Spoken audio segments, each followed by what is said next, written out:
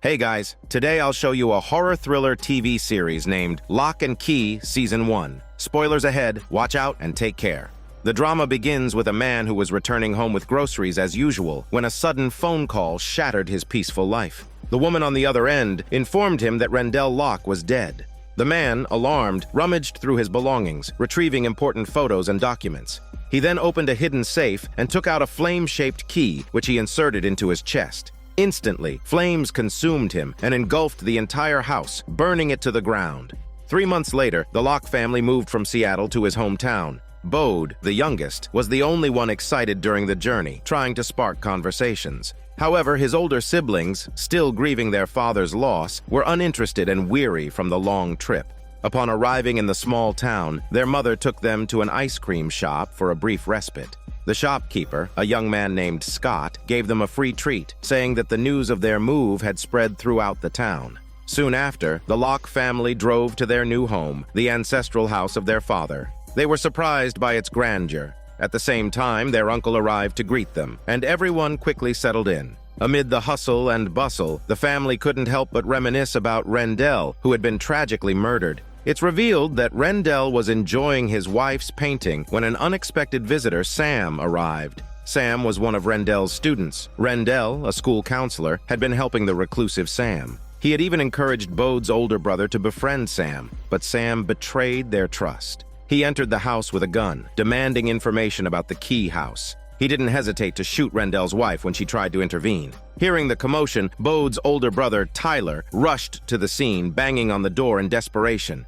Rendell seized the moment to try to disarm Sam, but was fatally shot. Undeterred, Sam then tried to find Bode's older sister, Kinsey, but she hid with Bode. Ultimately, their injured mother, Nina, managed to knock Sam out with a hammer. Back in the present, a curious Bode was exploring the property and taking photos. A small house with a well inside caught his attention, but its door was firmly locked. Undeterred, Bode squeezed in to take a picture of the well. Unfortunately, the photo fell into the well.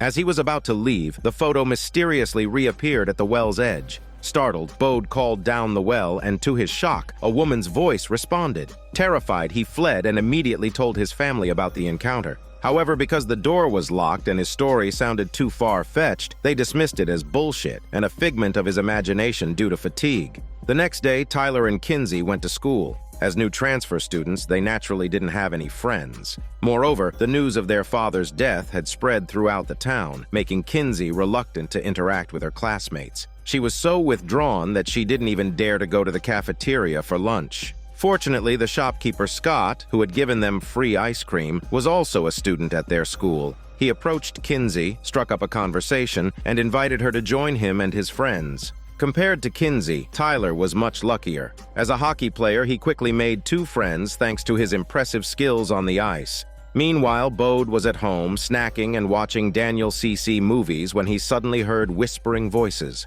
It was becoming clear that there was some mysterious force at play in their ancestral home. Bode thought it over and decided to muster the courage to go to the well and ask the woman at the bottom about it. The woman, an echo, could only revive at the bottom of the well. She explained that their father's ancestral home was the Keyhouse, which stored various magical keys. These keys could transform him into a ghost, change his appearance, and more. The most powerful key, engraved with 6 circles, could take him anywhere in the world. These keys whispered, and only special people could hear them. Bode needed to listen carefully to find them. Back at home, Bode discovered that Kinsey had a bracelet with a key featuring 6 circles. He made a wish for ice cream while holding the key, but nothing happened. Thinking it over, Bode locked the wardrobe door and then reopened it with the key. To his surprise, the wardrobe door now led to an ice cream shop. Astonished, he quickly got an ice cream from Scott and ran back to tell his sister about it. Kinsey, skeptical, challenged Bode to take her to the Eiffel Tower if the key was truly magical. Bode tried again, but this time the wardrobe only contained clothes, leaving him perplexed. At the same time, their mother was going through their father's old belongings left in the ancestral home. She found a high school photo of their father with his friends, which piqued her interest. Rendell had never talked about his past in the small town, which was why she had moved the family to the ancestral home, hoping to learn more about his history. Meanwhile, Tyler was at a party where he hit it off with a classmate named Jackie. However, another classmate, Eden, interrupted and led Tyler to a room, hinting at some intimate time together. Just as Tyler was about to get involved, he suddenly saw a hallucination of his father's murderer, Sam, which killed his mood instantly. He quickly got dressed and left, leaving Eden completely baffled. Similarly, Kinsey went to hang out with Scott. Being a movie buff, Scott often watched films with his friends, and Kinsey joined them. However, the movie's plot triggered memories of her father's murder, deeply upsetting her. Overwhelmed, Kinsey abruptly left Scott's house, leaving him equally confused. At that moment, Bode heard the whispers again. Following the sound, he found another key. He quickly went to the well to ask the woman about it. She explained that the Anywhere key could only be used if you had seen the place you wanted to go. The key Bode had just found was the mirror key, which would allow him to see his deceased father. Excited, Bode went to the wardrobe and tried to use the key. To his surprise, the keyhole appeared on the mirror. When he turned the key, his reflection in the mirror beckoned him to enter. Bode was scared and hesitated to go in, so he called for his mother. Surprisingly, she was less resolute than Bode and was easily lured into the mirror. However, the mirror world wasn't as the woman had described. Instead of his late father, it was filled with countless fragmented selves that trapped Bode's mother inside. Realizing the gravity of the situation, Bode ran to the well for help. The woman demanded the Anywhere key in exchange for assistance. Bode reluctantly agreed. As soon as she got the key, she used it to leave, abandoning Bode to deal with the predicament on his own. Fortunately, Bode had a quick idea. He fetched a long rope and enlisted the help of his two siblings. To rescue their mother, Tyler bravely entered the mirror world with the rope. After some effort, he managed to find their mother and they both escaped. Strangely, once their mother was safe, she seemed to enter a trance-like state, forgetting everything that had just happened.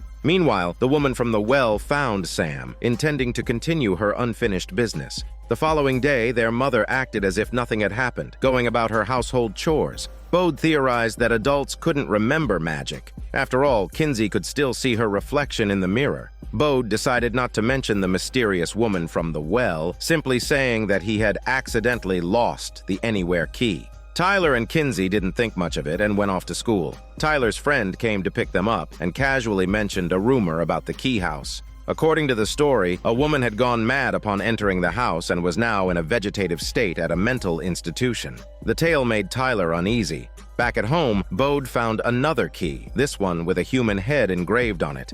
Unfortunately, he couldn't figure out how to use it, so he went out for a walk. During his stroll, he ran into a neighbor, Rufus, whom he had met before. They hit it off quickly because they both had special action figures. Inspired by Rufus, Bode came up with a plan. He borrowed a trap from Rufus and collected a bunch of keys from the local shopkeeper. Clearly, Bode was setting a trap to catch the woman from the well. Meanwhile, Rufus's mother, Ellie, decided to visit the Locke family to offer a housewarming gift. Coincidentally, Ellie was also a high school classmate of their late father, Rendell. Additionally, Rendell's best friend from high school, Lucas, was Ellie's boyfriend at the time.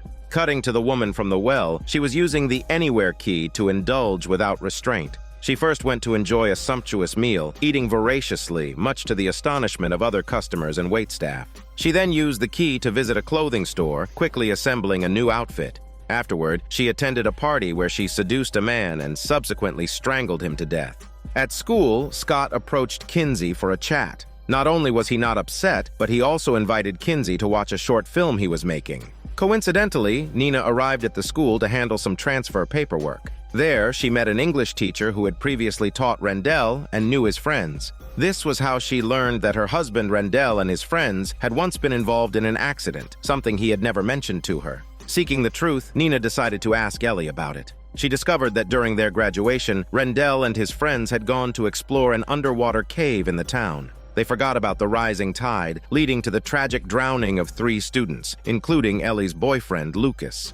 To this day, Ellie still remembers Lucas fondly. Meanwhile, Bode was trying to figure out how to use the key with the human head engraved on it. He suddenly realized that the keyhole was on the back of his neck. Out of caution, Bode didn't dare to use the key on himself. Before long, the woman from the well came looking for Bode. She was caught off guard and quickly fell into Bode's trap, but it didn't harm her at all. Instead, it enraged her. She demanded that Bode find more keys and give them to her, threatening to go on a killing spree if he didn't comply. Bode was now in a dire situation. Elsewhere, Kinsey kept her promise and went to watch Scott's film shoot. Scott, a film enthusiast, dreamed of becoming a director. He was working on a short film and had enlisted another newcomer, Gabe, to play the role of a lobster monster. Eden was cast as the female lead. However, when Scott wanted to film a scene with splattering fake blood, Eden refused to be drenched in it and quit the shoot. To save the situation, Kinsey bravely stepped in to take over the lead role.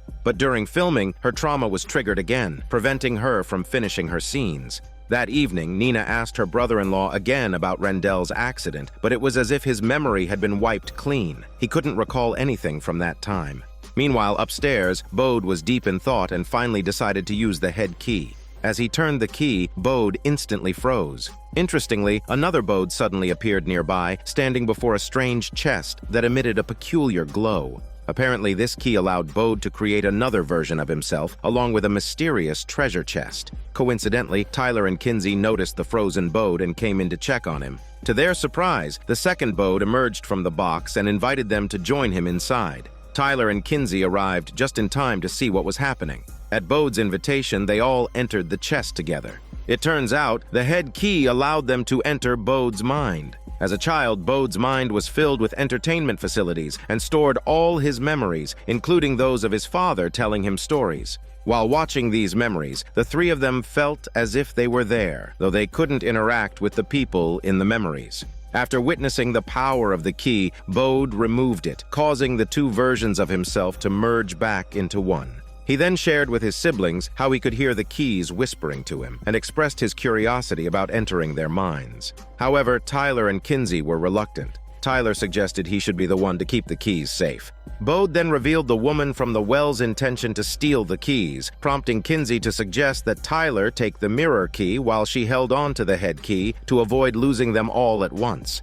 At the same time, the woman from the well was searching for the man who had self-immolated as shown at the very beginning, clearly aiming to get the fire key from him. Unfortunately, she arrived too late, finding only charred remains in the house. However, she didn't leave empty-handed. She discovered that a nearby child had found the fire key. Using the anywhere key, she lured the child over, snatched the fire key, and then sent the smelly child away, successfully completing her plan. Meanwhile, despite their previous encounters, Scott didn't back off and even invited Kinsey to a show. Kinsey, still withdrawn and melancholy, said she needed to think about it. Her father's tragic death had made her pessimistic, and being new in town made it difficult for her to open up to others. Meanwhile, Tyler could only warm the bench on the team, watching the star player on the opposing side show off. After the game, Tyler met up with Jackie, who happily agreed to hang out. However, she warned Tyler that the star player was a troublemaker and had been harassing Kinsey. Tyler rushed to protect his sister. A heated argument turned into a physical altercation. In his protective rage, Tyler accidentally pushed Kinsey aside and dealt a serious blow to the star player. Thankfully, a teacher intervened just in time to stop him. The next day, Scott texted Kinsey, inviting her to a show that night. Kinsey eagerly accepted. After some thought, she told Tyler she had decided to explore her mind with the head key. For Kinsey's safety, Tyler naturally planned to join her. Unlike Bode's mind, the entrance to Kinsey's subconscious was a revolving door, not a treasure chest. Inside, it wasn't an amusement park, but a massive shopping mall. This place also held all of Kinsey's memories, but unlike Bode's, hers were well organized and categorized. Kinsey wanted to revisit memories related to their father. As they explored, her memories shifted rapidly, taking them from Kinsey's childhood to the scene of Tyler's fight from the night before. Strangely, a dark version of Kinsey appeared nearby, but quickly vanished. Before they could leave, they were transported to the day their father was murdered, to the moment when Kinsey was holding a trembling Bode. Kinsey had the chance to grab a nearby fireplace poker and attack Sam, who had just turned his back, but fear paralyzed her. This moment had become a haunting nightmare for her. As they discussed this, the dark version of Kinsey suddenly attacked Tyler. Seeing her brother in danger, Kinsey seized the opportunity and struck her dark self with the poker, exorcising her past regret. After escaping the memory, she realized that the dark Kinsey was a manifestation of her fear. She was surprised to learn that Tyler could also get hurt within her memories.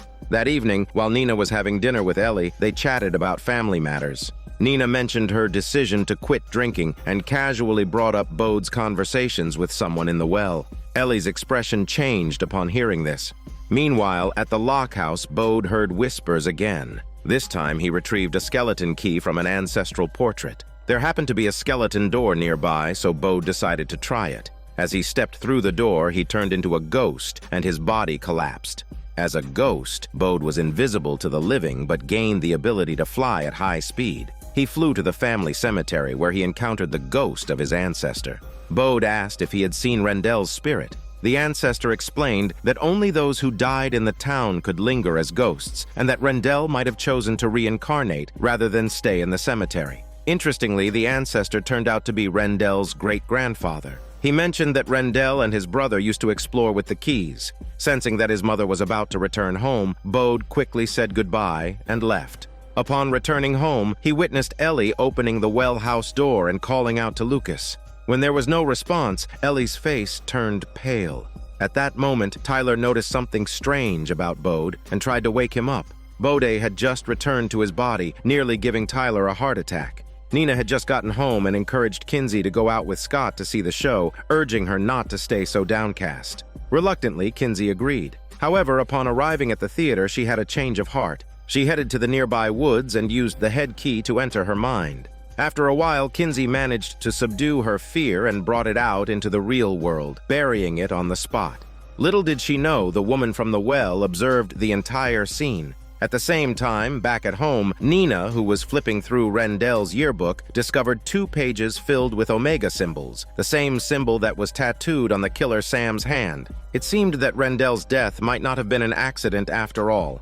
The next day, a newly confident Kinsey emerged. She dyed her hair, changed her wardrobe, and even started making breakfast for the family. Her transformation amazed her mother, but Tyler sensed something was off. Upon his probing, Kinsey revealed that she had discarded her fear. This worried Tyler, as no one knew what consequences this might bring. However, Kinsey was unconcerned about any potential side effects and immediately arranged to meet Scott at the Keyhouse. Tyler, on the other hand, unexpectedly became Jackie's partner for a school event thanks to their English teacher's matchmaking. The teacher also advised him to learn more about Jackie to find common ground.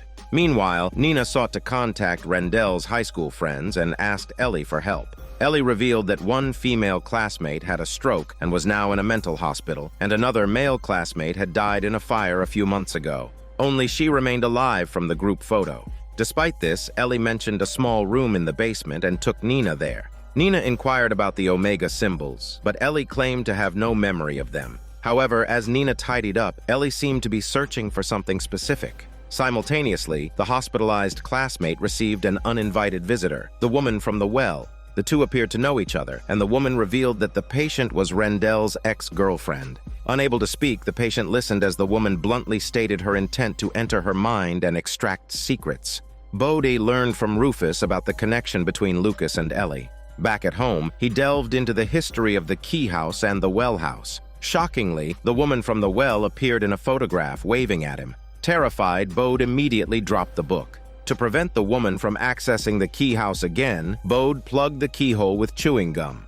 At this point, Tyler had returned home. He secretly took Kinsey's head key, intending to add some knowledge to his own mind. He threw the history book Bode had been reading into his mind, instantly becoming an expert on the town's history. Knowing Jackie liked England, Tyler planned to throw all his books about England into his mind as well. After this cheat, Tyler quickly hit it off with Jackie. Meanwhile, Scott arrived at the Keyhouse as arranged. The new, more assertive Kinsey used the head key to take Scott into her mind. Scott was naturally stunned by the experience, but overwhelmed by the flood of information, he struggled to process it all. Kinsey kissed him to help him calm down, solidifying their relationship. That night, Bode discovered that the chewing gum was completely ineffective. The woman from the well still made her way into Keyhouse. Left with no choice, he sought help from his siblings. Unfortunately, the three of them were easily manipulated by the woman. To make matters worse, she used the flame key to ignite the stove. While Tyler and Kinsey went downstairs to help their mother, the woman swiftly abducted Bode. After the Locke family frantically put out the fire, Tyler suddenly realized Bode was missing. Upon searching, he vaguely saw his brother being taken into a blaze. At that moment, the woman from the well was threatening Bode to hand over the head key. Oddly, even though Bode was right in front of her, she didn't forcibly take the key. Bode realized that unless he willingly gave up the key, the woman couldn't take it from him. Seeing her secret exposed, the woman left in a hurry, leaving the flames to die out. Bode narrowly escaped danger. However, the woman was not one to give up easily. She soon found Sam in prison and handed him the flame key, demanding that he prove himself once more. Amidst the woman's chaos, Tyler and Kinsey discovered that they could now hear the whispers of the keys. After some searching, they found a new key hidden inside the piano. Just then, Bode arrived, recognizing the key and directing Tyler to take the music box off the shelf. Sure enough, Kinsey successfully used the key to open the music box. However, the three of them couldn't figure out what was special about it. Bode pointed out that they were now all key keepers and should work together to protect the keys. Tyler suggested they split up the keys for safekeeping and notify each other before using them. Kinsey, unhappy with Tyler's commanding tone, told him to shut up his smelly mouth. To everyone's surprise, Tyler couldn't speak a word. Finding this amusing, Kinsey told Tyler to slap himself, and he did. Bode tried to test it out too, but nothing happened. Kinsey realized that only the person using the key could control others' actions with their words. The Locke family had gained a powerful new weapon. The next day, Tyler and Kinsey went to school as usual. Due to Kinsey's earlier poor performance, the film's outcome was disappointing. As they discussed their next steps, Eden, who had previously quit, came by to mock them. Kinsey decided to get back at Eden. Ignoring Tyler's warnings from the previous night, she decided to use the music box and key, calling out Eden's name to start controlling her. Eden fell in front of everyone, just as Gabe walked by and witnessed the scene, stunned. Kinsey, unbothered, explained the key to Gabe, believing that sharing the fun was better. She even let Gabe try controlling Eden. Soon, Eden's body started moving uncontrollably, performing what looked like a bizarre piece of TikTok art. Feeling sorry for Eden, Scott suggested they stop, but Gabe egged Kinsey on to increase the intensity. Seeing Kinsey getting carried away, Scott turned and left.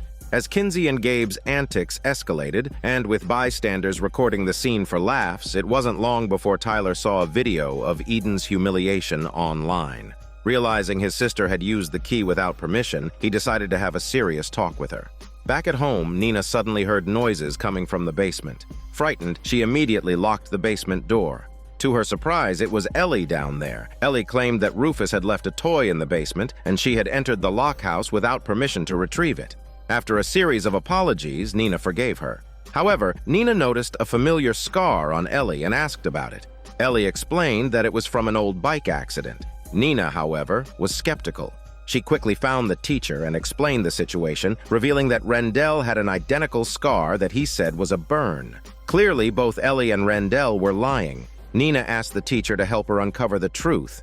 At the same time, Bode asked his uncle about his childhood adventures with Rendell using the keys. Strangely, the uncle had no recollection of those memories. Meanwhile, after Kinsey and Gabe's prank, they were having a good time talking. But when Kinsey got home, she was met by a furious Tyler. Instead of feeling remorseful, Kinsey argued with her brother, and they ended up parting on bad terms. Since Rendell's death, Tyler had tried to step up and take responsibility, but Kinsey's rebelliousness was causing him a lot of headaches. Fortunately, Jackie was there to support him, and after a heartfelt conversation, they shared a tongue massage. That night, Scott found Kinsey again. As before, he quickly forgave her and invited her to film again. During their chat, Scott casually picked up a photo of Rendell and his friends, mentioning how one of Rendell's friends had drowned in a cave. Kinsey's face turned pale at this. After Scott left, she immediately told Tyler about it. Before they could finish their conversation, they heard the whispering of keys again. After some searching, Kinsey found a key engraved with flowers in the cemetery, with the keyhole in a nearby tree. Growing bolder, Kinsey used the key, and suddenly numerous glowing bottles containing their uncle's old memories emerged from the ground. No wonder their uncle couldn't remember the past. While watching their uncle's memories, they discovered that their father had killed his friends, meaning the three who supposedly drowned were actually murdered by Rendell. Tyler and Kinsey were in disbelief and couldn't accept what their father had done. This might explain why Rendell never talked about his past or wanted to return to his hometown. At this point, Nina went to Ellie's house and learned from Rufus that Ellie had gone out. She decided to go back home but received a text from the teacher claiming he had seen something inexplicable and asking Nina to come to his house immediately. Nina tried calling the teacher, but there was no answer, so she drove to his house. To her shock, she found the teacher dead. She quickly called for an ambulance but felt someone else was nearby. She went outside to check but missed seeing Ellie hiding under the house. The next day, after a preliminary investigation, the police concluded that the teacher had taken his own life. Despite Nina's insistence that the teacher had been murdered, she couldn't convince the police without concrete evidence. Kinsey, on the other hand, showed her uncle his memories, but he couldn't recall anything and only felt dizzy and nauseous. Unlike Nina, who couldn't remember magic, the uncle had a strong reaction to one particular bottle. The memory showed that when Rendell and his friends entered the underwater cave, they saw a mysterious blue light indicating the location of the incident. Kinsey suggested that she and Tyler investigate the cave, but Tyler, unwilling to face the truth about their father, opted out and left all the keys to Kinsey. Soon, the teacher's funeral took place. Nina, still suspicious of Ellie, took the opportunity to confront her. Ellie explained that the scars on her and Rendell were to commemorate their deceased friend. However, she didn't give a clear answer about her whereabouts the previous night, only stating that she and the teacher had known each other for years and were very close. Meanwhile, Bode discovered another key. This key could open a cabinet, but after fiddling with it for a while, nothing magical happened. With nothing better to do, Bode decided to stroll through the cemetery. Unexpectedly, the woman from the well appeared again, warning that the Locke family was on the brink of destruction, pointing specifically to the killer Sam. At that very moment, Sam used the flame key to effortlessly break the prison cell door and set the entire prison ablaze. At the same time, Kinsey's friends suggested filming in the underwater cave to enhance the atmosphere. Initially, everyone had reservations, but after some persuasion from Kinsey and Gabe, they agreed to give it a shot. Soon enough, Kinsey, following in her father's footsteps, led her friends to the cave. The scenery left everyone in awe, but there was no sign of the blue light Kinsey had hoped to see. Undeterred, she suggested they delve deeper. Despite her friend's concerns, she lied, claiming she knew the cave well and that more beautiful sights awaited them below. Gabe supported her as always, and the two led the way. The rest of the group reluctantly followed. Inside, the cave revealed even more extraordinary sights, but Kinsey was still unsatisfied. Ignoring the danger, she ventured further alone and eventually found a door emitting an eerie blue glow. The door was shaped like the Omega symbol. However, Kinsey didn't have the key to open it and could only stare at it in frustration. Unfortunately, the water level in the cave suddenly began to rise rapidly. Scott realized it was the tide coming in and urged everyone to drop everything and run. With Kinsey still missing, Gabe volunteered to find her. He soon discovered the mysterious door but had no time to be amazed. He quickly grabbed Kinsey's sexy body and they rushed out. Meanwhile, the rest of the group had already started escaping the cave. Kinsey and Gabe managed to escape just in time and rejoined their friends. Scott was furious, as his hard-earned camera equipment was ruined by the seawater and Kinsey had put everyone in danger. This incident left Scott deeply hurt. The other two friends were also displeased, but Gabe remained supportive of Kinsey, trying to comfort her using his muscles. Their bond grew stronger, and they eventually became romantically involved, much to Scott's dismay. Tyler, on the other hand, was having a tough time. His relationship with Jackie wasn't progressing well, and he didn't want to attend her event, so he bailed on her and decided to go to a party with his classmates instead. Interestingly, the woman from the well was also at the party. Tyler, who had never seen her face before, didn't recognize her, and they had a pleasant conversation. However, before they could finish, a furious Jackie arrived. A friend quickly warned Tyler, and the woman discreetly left. Facing Jackie's accusations, Tyler bluntly suggested they break up. That night, newly single Tyler planned to drown his sorrows in alcohol. Unexpectedly, the woman was waiting for him outside the convenience store.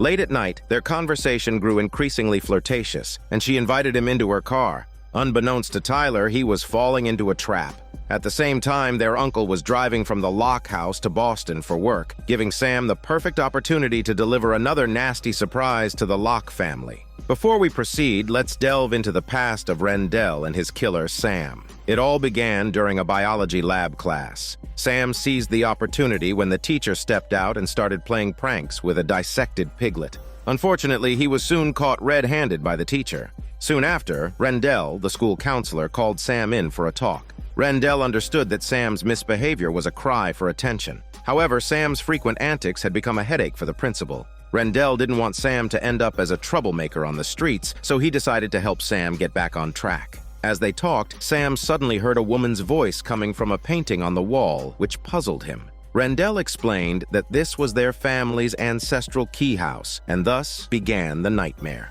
Like many villains, Sam also had an unfortunate upbringing. His father was irritable, angry, and mean, which led to Sam becoming a loner. Things only improved slightly when Tyler befriended him. However, during one of their routine conversations, Rendell had to leave, and the woman from the well emerged from the painting, manipulating Sam with her words. Under her influence, Sam picked up some documents from Rendell's desk and realized that Rendell saw him as a patient in need of rescue, with Tyler being merely a pawn. Feeling betrayed and spurred on by the woman, Sam's descent into tragedy began. Back in the present, Sam broke into Keyhouse, smashing the glass with his bare hands. This time, he was armed with a handgun. However, since Kinsey and Bode were sorting things in the basement, Sam wandered around without finding anyone and decided to head upstairs. Nina was in her room looking at photos. Sam didn't attack immediately, but instead inspected the surroundings. Finding no one upstairs, he sneaked into Tyler's room and deliberately closed the door loudly to lure Nina. Meanwhile, Kinsey and Bode, coming up from the basement, sensed something was wrong. Initially, they thought it was the woman from the well, but soon they heard noises from upstairs. For safety, they decided not to act rashly. Bode had a quick idea and used a key to turn himself into a ghost to scout the situation. He then realized that Sam had escaped from prison and returned, intending to find the head key. After figuring this out, Bode informed Kinsey. She quickly hid the head key inside a doll and waited for a plan. Unfortunately, before they could act, Sam appeared with Nina. To appease Sam, Bode handed him a fake key, but the woman had already described the head key to Sam, so the ruse didn't work. Kinsey then claimed that her brother had the head key. Sam tied up the three of them and waited for Tyler to return. During the process, Sam revealed that the woman from the well was behind Rendell's death and needed the keys to open the black door. At the same time, Tyler was having a good hormone time with the woman, unaware of the danger at home. Afterward, Tyler accidentally discovered the Anywhere key and realized the woman's true identity. Enraged, she tried to stop him but couldn't take the key from him. Tyler used the key to escape back home. Arriving home, Tyler saw Sam holding his family hostage and immediately attacked Sam. Unfortunately, Sam had the flame key, giving him an edge. After a brief struggle, Tyler was overpowered, and it became evident that he didn't have the head key either. Desperate, Kinsey lied, saying she had buried the head key. Sam decided to take Kinsey and Bode to retrieve it. Before leaving, Kinsey told Tyler to take care of her doll, which made Tyler realize where the key was hidden. Before long, the three of them reached the woods outside the house. Kinsey had no choice but to start digging, while Tyler, taking a desperate gamble, managed to break the chair he was tied to and free himself. Once free, Nina quickly called the police for help. Meanwhile, Tyler found the head key hidden inside the doll. Just then, gunshots rang out from outside. It turned out that Kinsey had unearthed her buried fear manifestation, which immediately engaged in a fight with Sam, allowing Kinsey and Bode to escape and hide in the woods. However, Sam quickly overcame the manifestation and rushed back to Keyhouse. Finding that Tyler and Nina had already fled, Sam began searching the house. It wasn't long before Nina attempted a sneak attack from behind, but Sam subdued her easily. At this point, Tyler seized the opportunity to use the head key to control Sam's body. Sam, now in his disembodied state, was visibly shaken and even showed signs of remorse. Tyler took advantage of this moment to try and convince Sam not to fall for the woman from the well's manipulations. Unexpectedly, Nina, curious about Sam's mindscape, distracted Tyler. Sam took this chance to remove the key and regain control of his body. At that moment, the woman from the well arrived at Keyhouse. She effortlessly knocked out Tyler and Nina and demanded that Sam hand over the keys. However, Sam, influenced by Tyler's words, began to have second thoughts. Losing patience, the woman stabbed Sam, knowing she could take all the keys from him since he wasn't a true keeper. With Sam now useless to her, the woman revealed her true colors, mocking him as a loveless fool before turning to leave. As police sirens wailed closer, Sam, unwilling to be captured, tried to escape. By chance, he stumbled into the ghost door left open by Bode and turned into a ghost. When the police arrived, they assumed Sam was dead and closed the door, leaving him as a wandering spirit, watching helplessly as the Locks reunited. After such a harrowing night, Nina could no longer hold it together. Despite being sober for years, she retrieved her hidden stash of alcohol and began drinking heavily. The next day, news of the attack on the Locke family spread around the town. The residents prepared to bring food as a gesture of comfort, including Ellie. But shockingly, Ellie's long-dead ex-boyfriend, Lucas, was found in her house. Meanwhile, Kinsey told Tyler about her trip to the underwater cave. They realized that the woman from the well needed the head key to access the memories of one of Rendell's old friends in order to find the key that opens the black door. As they discussed this, Nina came over to do some chores. During their chat, Tyler noticed the smell of alcohol on her and quickly understood that she had started drinking again. He rushed to his mother's room to find her hidden stash while Kinsey, rummaging around, discovered photos of her father's ex-girlfriend. Just then, Bode passed by, and Kinsey, not wanting him to get involved, took him away to play. Meanwhile, after dealing with the visiting police, Nina couldn't resist another drink. Strangely, the alcohol seemed to help her remember being trapped in the mirror world. The reappearance of her reflection frightened her, causing her to drop and break her glass. At that moment, Tyler came downstairs, and Nina quickly hid the broken glass in a cabinet. After dealing with Tyler, they were visited by Jackie and Gabe, checking up on the siblings. Before they could finish their chat, Ellie and her son Rufus arrived with more visitors. After some conversation, Rufus took Bode home to play with his toys. Kinsey then talked with Gabe about recent events. Gabe, as usual, was supportive of Kinsey. Just as things were getting cozy between them, they were interrupted by Scott arriving with food. He expressed his feelings to Kinsey, hoping to rekindle their hormone ship. However, mid-conversation, Scott saw Gabe coming downstairs and realized he was just a pawn. Embarrassed, he quickly found an excuse to leave. Gabe, feeling awkward, also decided to leave Keyhouse. At Ellie's house, Bode confided in Rufus that Tyler and Kinsey were keeping secrets from him. Rufus seemed uneasy, as if he too had something to hide. Before they could finish their conversation, Lucas came downstairs. Rufus awkwardly introduced him as his cousin, creating a tense atmosphere.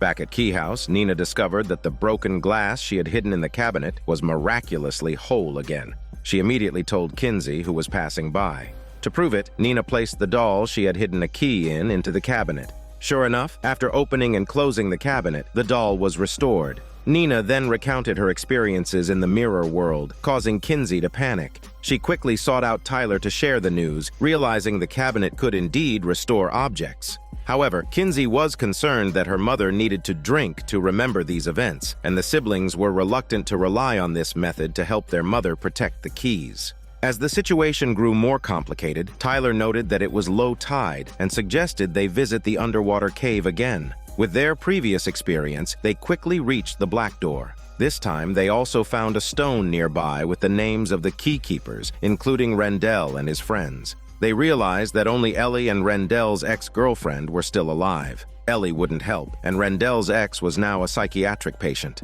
Desperate, Tyler decided to stay with his mother while Kinsey visited the psychiatric hospital. Unfortunately, they were too late. The woman from the well had already found Rendell's ex-girlfriend. She knew Rendell would have told his ex where the Omega Key was hidden and used the head key to access her memories, quickly finding the information she needed.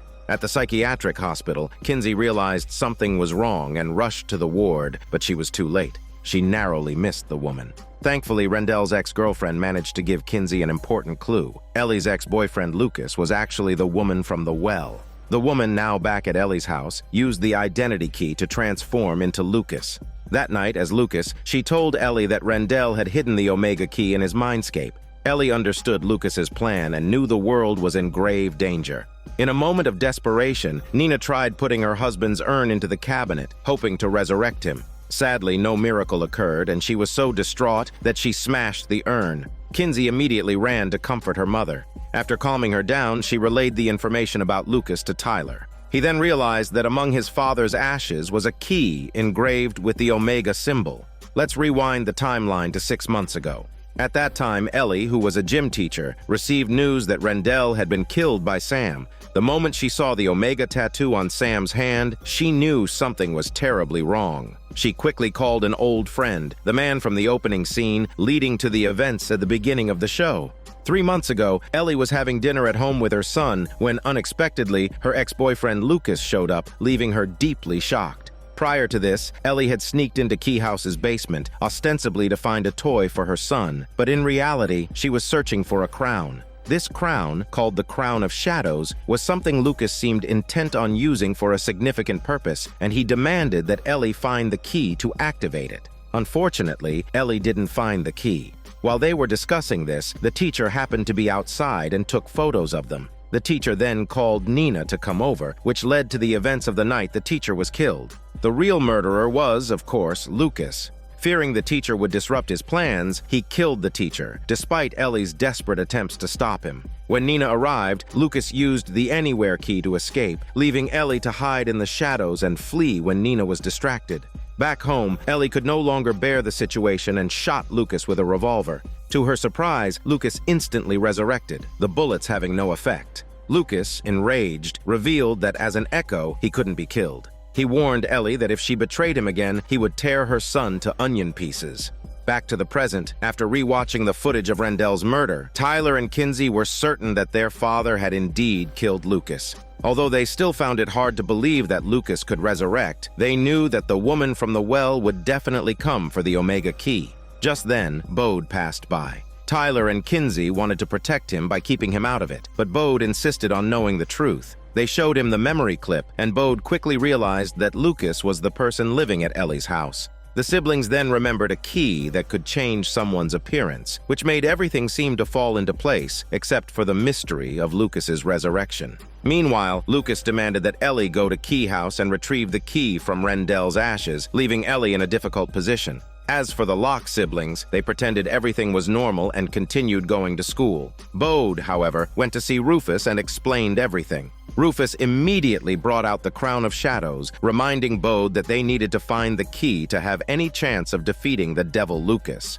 While Eden was touching up her makeup, she suddenly encountered Kinsey's fear manifestation, which gave her quite a scare. Furious and regaining her composure, Eden immediately stormed up to Kinsey and berated her. Kinsey was a bit bewildered but soon spotted Ellie at school and quickly followed her to demand an explanation. Ellie knew well that Lucas was bad news, but for her son's sake, she found herself sinking deeper into trouble. Since Ellie refused to cooperate and Lucas was too powerful, Kinsey had no choice but to discuss other strategies with Tyler. Tyler suggested they enlist the help of friends. Before they could finish their conversation, Eden angrily confronted Kinsey again. Kinsey tried to ignore her bullshit, but her fear manifestation suddenly ambushed Eden from behind. The group rushed to fight off the manifestation, managing to drive it away after a struggle. After taking a moment to rest, Tyler began explaining the magic keys to their friends. Naturally, their first reaction was disbelief, so Tyler demonstrated with the flame key. Kinsey then explained to the injured Eden that her fear manifestation attacked because she was afraid of Eden. Once everything was out in the open, the two girls reconciled. However, unlike the calm Eden, Jackie couldn't accept the reality Tyler revealed and had to step outside to cool off. Meanwhile, Scott and Gabe approached Kinsey and she decided to come clean with them. Not only did she reveal the truth about Eden's attack, but she also expressed her desire to date both Scott and Gabe. Before she could finish, she received a message from Ellie requesting a meeting with the Locks. It turns out Ellie, feeling pressured by Kinsey's suspicions and her reluctance to continue helping Lucas, had decided to pack her bags and flee earlier. However, Rufus, not wanting to leave Bode behind, confessed his conversation with Bode to his mother and urged her to abandon the dark path. To boost Ellie's confidence, Rufus revealed the key Lucas had hidden. That evening, Ellie gathered her son and the 3 Locke siblings to tell them the whole truth. Years ago, Rendell and his friends, including Lucas, went cave diving after their high school graduation. Having found keys that seemed harmless, Rendell opened the black door, releasing a blue light that shot bullet-like objects. One struck Lucas, and though he seemed fine at first, he soon became violent, demanding the Omega Key and attacking his friends. His sudden strength allowed him to kill 2 of them, making it clear he was possessed by a demon. To prevent further tragedy, Rendell tearfully killed Lucas, a scene witnessed by his brother. To keep the incident from escalating, Rendell and the others erased his brother's memory and fabricated a story about an accident during the dive, burying the 3 victims at sea. They also devised a method to remember the magic keys as adults and agreed to distribute and hide them. Rendell took the Anywhere and Omega keys, his ex-girlfriend took the Head key, and another friend took the Flame key and hid the remaining keys. After Rendell's death, the friend chose to self-immolate so as to prevent Lucas from accessing his brain and finding the other keys. Ellie had the Identity key and the Echo key, which could bring people back to life. After the friends went their separate ways, Ellie led an unhappy life, haunted by memories of Lucas. Last year, she broke her promise and used the Echo key to resurrect Lucas at the well house, giving him the Identity key. Unfortunately, she revived the demon-possessed Lucas, who was confined to the well house due to the Echo key's limitations. This confinement fueled Lucas's desire for the Anywhere key. Since echoes can't be killed normally, Ellie pointed out that they must find a way to lure Lucas back to the well house. At this moment, Bode had already found the Shadow Crown key. The group could use the Shadow Crown to create and control powerful shadows to force Lucas back into the well. However, everyone suddenly seemed to lose their wits. Ellie actually took the key and her son back home to retrieve the Shadow Crown. This was essentially walking right into a trap. Lucas, who had been waiting at Ellie's house for a long time, welcomed them with a sinister smile. He easily dealt with Bode, who tried to ambush him and took the Shadow Key. Now, the Shadow Crown was complete, allowing Lucas to control the shadows and achieve his grand plan. As for the Locke family, they were still foolishly waiting for Ellie to return. But what eventually arrived were Lucas and his army of shadows. These shadows were not ordinary. They could easily throw cars around. Witnessing the power of the shadows, the three quickly blocked the door. Unfortunately, shadows didn't need to break down doors. They soon entered the Locke house from the dark and began searching for the Omega Key. Lucas also sent his shadow form to assist in the battle. Luckily, Bode had a bright idea and turned on the lights, driving away the shadows. The three finally realized what was happening and immediately turned on all the lights, eliminating numerous shadows. At a critical moment, Bode enchanted his rainbow sword with the flame key. Just as he was about to head out and fight, the entire Keyhouse suddenly plunged into darkness. Kinsey quickly realized that the fuse in the basement had been broken. She decided to go to the basement alone to check while Tyler and Bode distracted the shadows upstairs. Kinsey was cornered by the shadows in the basement, but she managed to light a match and narrowly escaped.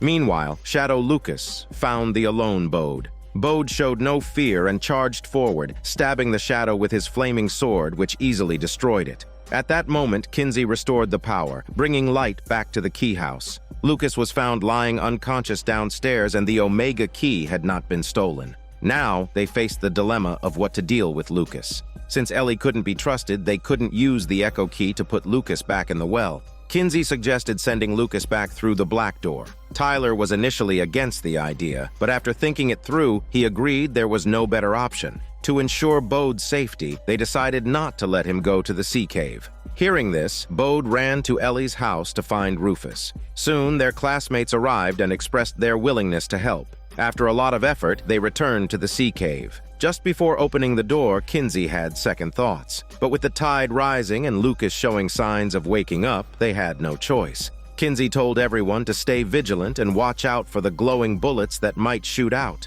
They opened the black door together and the sight shocked everyone. As Ellie had warned, glowing bullets quickly poured out. Tyler and Kinsey hurriedly lifted Lucas and threw him into the door. At the last moment, Lucas struggled and nearly dragged Tyler in with him. Fortunately, Kinsey pulled Tyler back, and Lucas was swallowed by the darkness. The group quickly closed the door, avoiding the glowing bullets, and the black door was finally shut. They seemed unharmed and prepared to go home and rest. At Ellie's house, Bode found Rufus unconscious and immediately called for help. The police and an ambulance arrived shortly, and it seemed Rufus had only suffered minor injuries. Before leaving, Rufus handed the head key to Bode. Back home, Bode informed his siblings about Ellie's disappearance. Although Lucas had been thrown into the black door, this news was a minor setback. The next day, life at the Locke house returned to normal. Their mother, who had spent the night talking to the police, was unaware of the major events that had transpired at home. She told the kids that she had initially moved to the town to understand their father's past, but now she decided they should move back to Seattle. However, after the recent thrilling events, the three children refused to leave the Keyhouse. Their mother reluctantly agreed.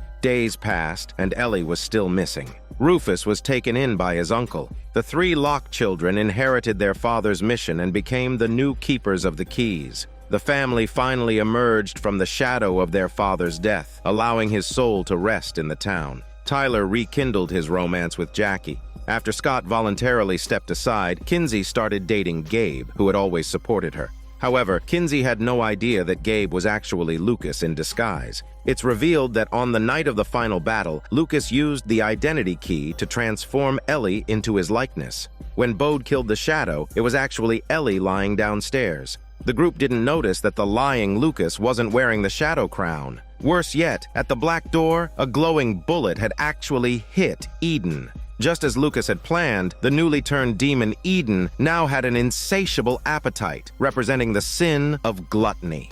This is Daniel CC Movie Channel. Stay safe and enjoy your day.